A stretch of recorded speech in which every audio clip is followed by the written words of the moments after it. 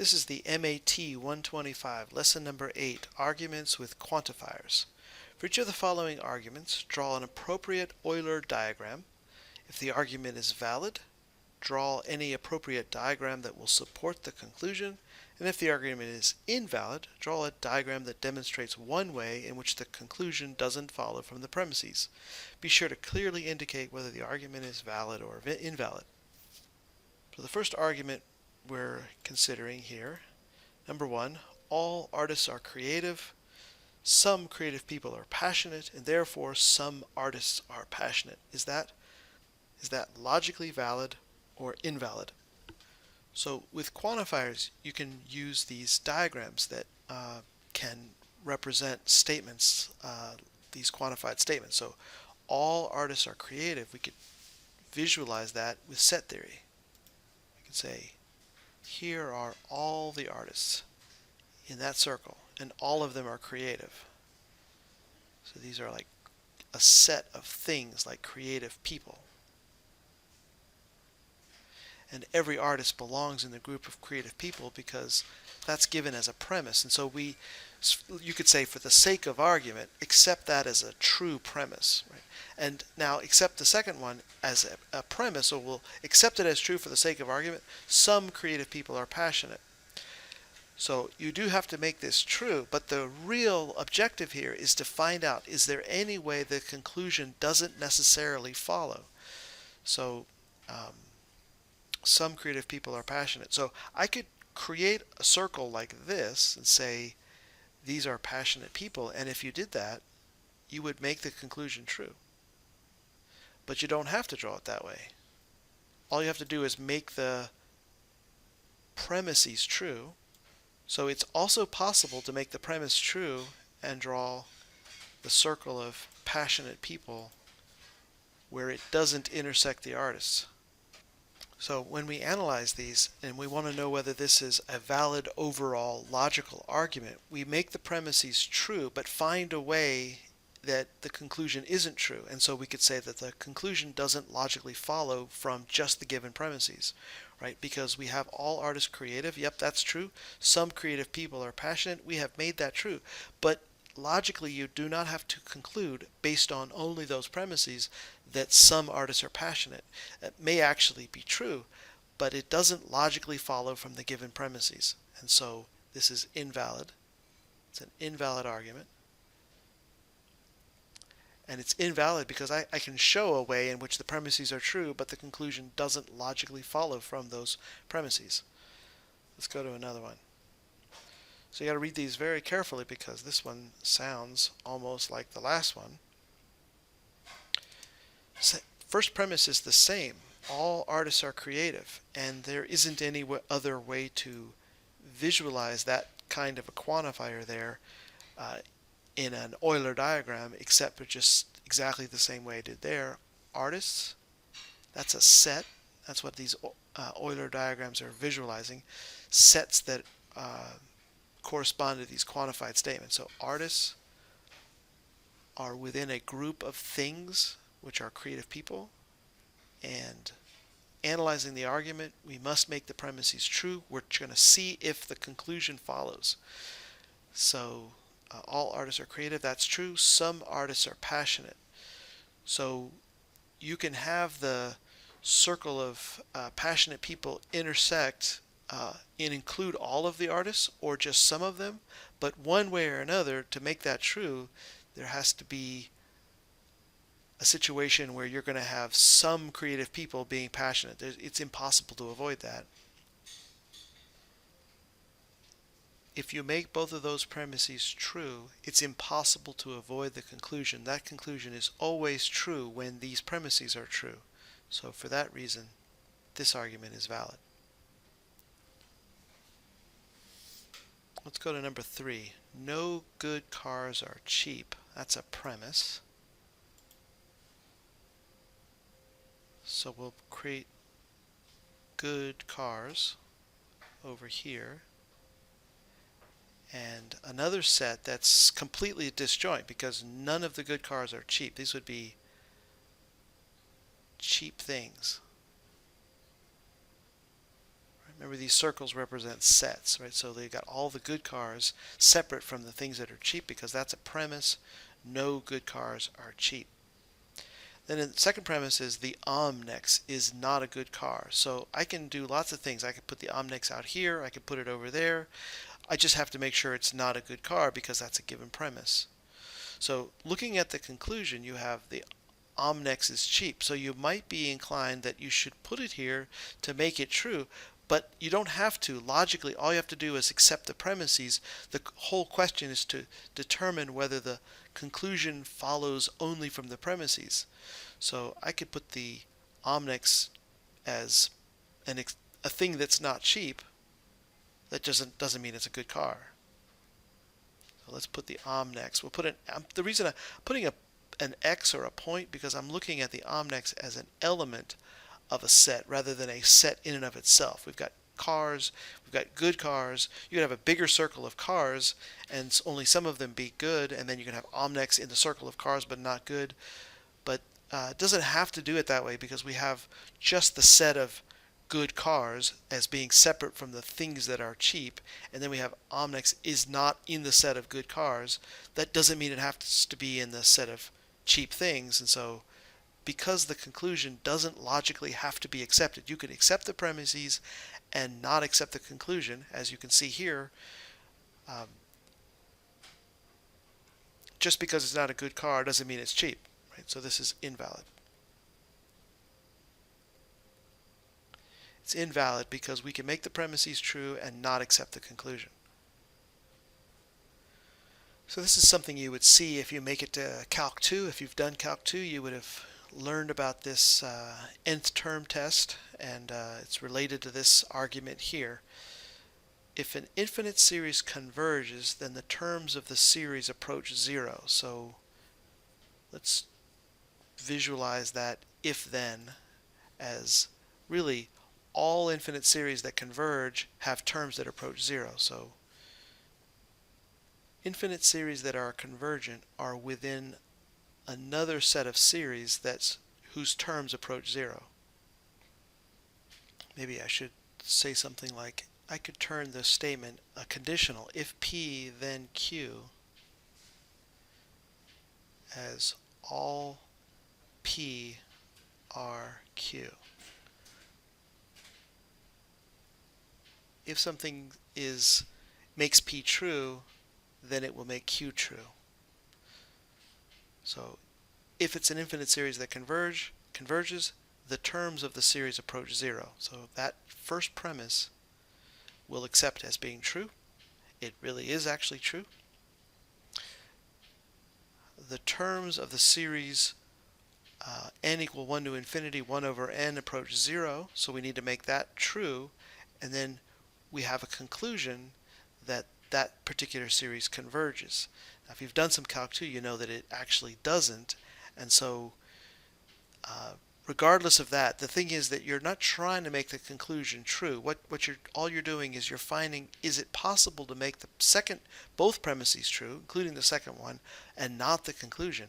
And yeah, it is. You could say the sum 1 over n can be a series whose terms approach 0, but that doesn't mean it's a convergent infinite series. See, this series belongs in the set of series whose terms approach 0, but that doesn't mean it's a convergent infinite series. It's an invalid argument because it's possible to make the first premises true and not the conclusion. Lawyers study logic a lot, and you can see part of why that is, because forming a logical argument to present as a case is really important to winning your case. And so this is often how a legal argument could be presented, with a major premise, a minor premise, and then a conclusion from that. So in this first one, anyone driving at 100 miles an hour on I-76 is speeding and must pay a fine. So let's put that in a diagram, as an Euler diagram. So we'll say the set of people who drive 100 miles an hour on I-76, right? That's a set of crazy people. And all of them, anyone who is driving at 100 miles an hour on I-76 is in the set of people who are speeding and have to pay a fine.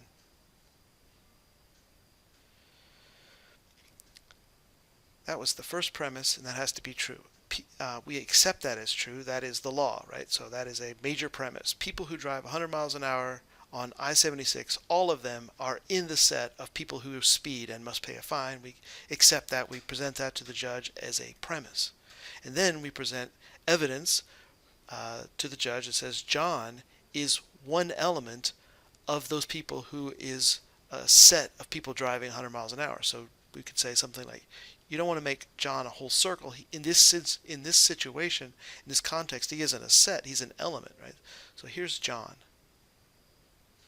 John belongs in the set of people who drive 100 miles an hour on I-76 because there's evidence from the speeding, from the radar, whatever, the police says, we have evidence John was speeding. So if you accept both of those premises, look at the conclusion. John was speeding and he has to pay a fine. Well, that's absolutely certainly true. If he's in this set of people who drive 100 miles an hour, then he must be also in the set of people who are speeding and have to pay a fine.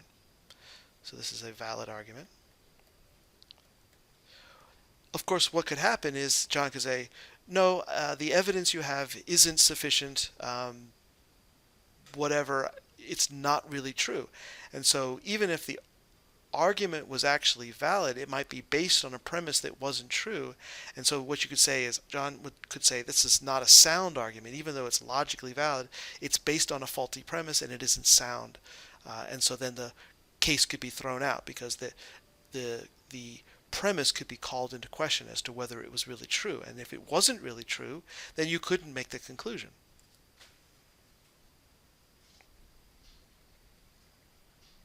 Okay, so this argument is essentially the argument that's called Brown versus Board of Education, I think sometime in the 1950s. First major premise in that case that was argued was any law that treats people unfairly on the basis of race violates the 14th Amendment. So for the sake of argument, we assume that that's true. Let's create a set of all the laws that treat people unfairly on the basis of race. It says any of them, that is to say, logically, all of them are violating the 14th Amendment. So let's create a bigger circle of things that are violations of the 14th Amendment. So there's a group of anything that violates the 14th Amendment. And the first premise that you could say, for the sake of argument, accept the first premise is true. If that were true, then the picture would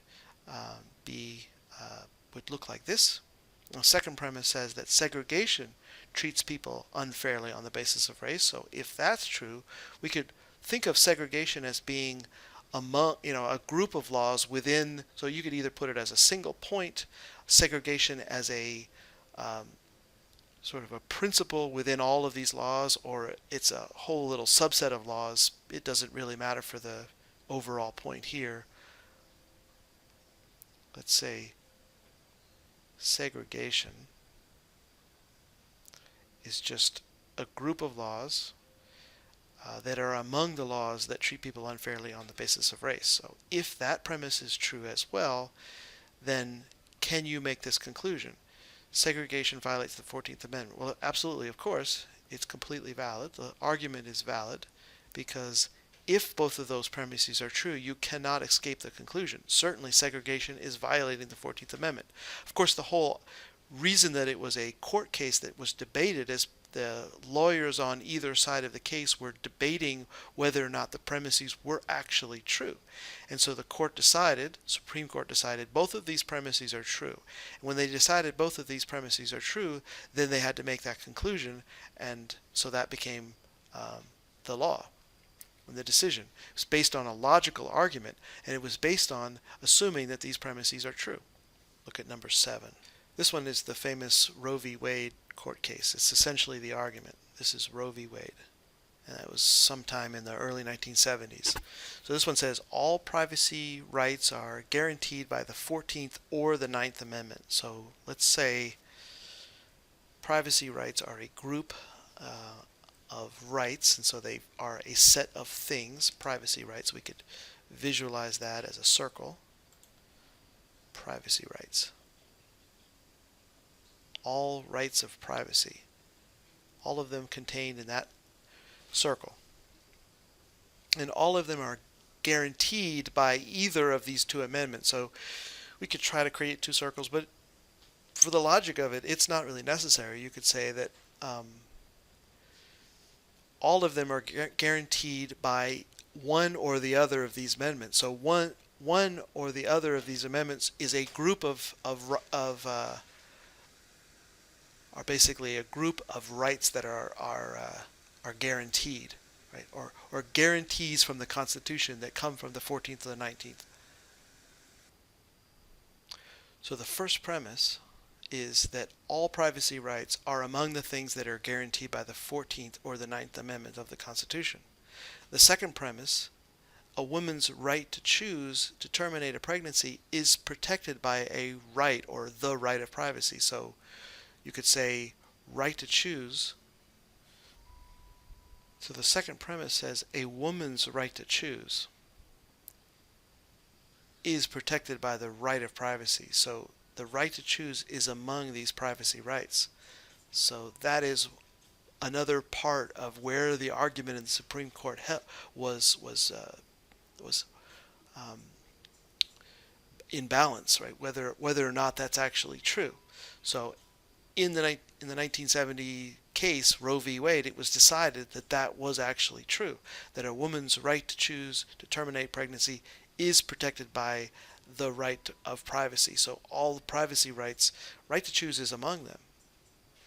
And so if you accept both of these premises as true, the conclusion absolutely logically follows that a woman's right to choose is guaranteed by the 14th or 9th Amendment, right? Because if the right to choose is a privacy right and all of the privacy rights are guaranteed by the 14th or 9th Amendment, that means the right to choose is guaranteed by the 14th or the 9th Amendment. So this is a valid argument. It's still very much a contentious issue, right? Even today in the news. And it's all about whether or not these two premises are really true. If you accept them both as true, it's absolutely logically correct that the conclusion is necessary. The conclusion is true, but it hinges on whether or not you accept the premises as true. If you did accept the premises are true, the conclusion is absolutely true. Okay, I got one more on here. Much more innocent here. No kitten that loves fish is unteachable. So let's make the group of kittens that love fish. I guess that could be interpreted several different ways, but things that you cannot teach, that cannot be taught, like that cannot learn, I guess is the way I'm interpreting that. All kittens that love fish can learn. They are not among those things that cannot be taught, that are unable to learn, right? Now the next so this is true. Now the next premise, all kittens have tails. Looking at that conclusion, some things with tails are unteachable. I'm just trying to make sure that that's not true, so might do something. I mean, since it's possible, like it could be true, but it's possible that you can make these both premises true and not the conclusion. That's what I'm trying to see if it's possible to do that logically, and it is. We could do something like, I mean, this is not logically necessary, but I'll say there are all the kittens, and there are some kittens that love fish, and then there are things with tails. And just because you know that no kitten that loves fish is unteachable, that's true. I accept that as true. Kittens that love fish, they are not in the group of unteachable things. And I know all kittens are among the things that have tails. I know that's true. I accept that to be true. I mean, it doesn't really have to be true, but it's a given premise. So for the sake of argument, we suppose that it's true. And the question that we're really after is, if these two premises were really true, would the conclusion follow? And it doesn't. The conclusion, some things with tails are unteachable, Well, it doesn't have to be true. Logically speaking, it is logically possible that the first two are true and not the conclusion. So for that reason, we say the argument is invalid. All right, maybe I'll put one last one in here to make this distinction between valid and sound arguments a little bit more precise. So we'll take this last example. All mammals have 8 legs, all right? So to visualize that, in the diagram, all mammals have 8 legs, so I'll say here's the set of all mammals,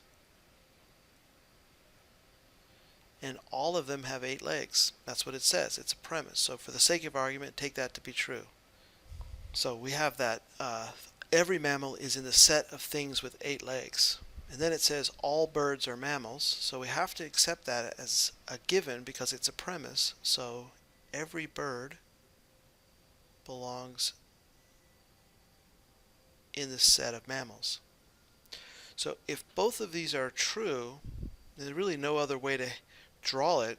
They're just a series of circles within circles. If both of those premises are true, the conclusion, therefore all birds have 8 legs, well, if every bird is a mammal and every mammal has 8 legs, then absolutely the conclusion is inescapable. This is a valid argument. It's absolutely logical, but obviously it's false, right? And the reason it's false is because it's based on a premise that isn't true. So it's valid, but it's not a sound argument. So it's not a sound argument because it's based on a faulty premise. It's based on a premise that isn't true. All mammals have 8 legs. That's not really true. But we're saying that if it were true, if both of these premises were true, the conclusion would be true. So a sound argument is logically valid and based on premises that are true. So an unsound argument is based on premises that are not true, even if the reasoning itself is valid, even if the form of argument is valid. But it's based on a premise that isn't true, it's unsound. All right, that's the end of that. I hope that was helpful.